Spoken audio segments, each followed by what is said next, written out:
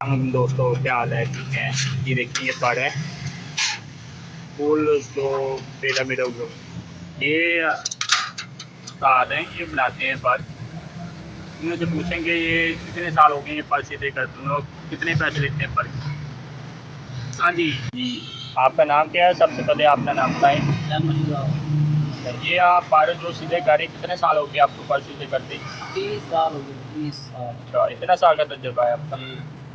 अच्छा, ये जैसे मर्जी हो ये पढ़ आप सीधे कर देंगे जैसे मर्जी? जिस तरह के मर्जी हो, चाहे एक्सीडेंट हुआ हो, चाहे पंखा टूट के गिरा हो, चाहे तूफान आंधी में कर दीजिए, जो मर्जी हो, हर किस्म का हल हो।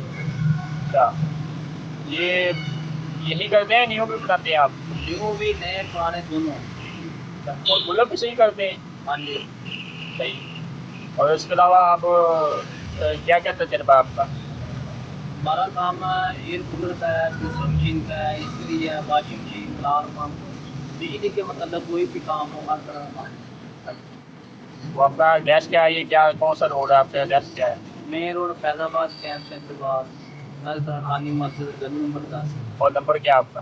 0303 0096 ठीक है, आहत भाई के पास आएंगे, पारे सीधे करते हैं इधर। ये देखिए आपके सामने ये पारे बिंगे आते हैं इनके पास, तो इसको ये सीधा करके देते हैं। ठीक है आहत भाई।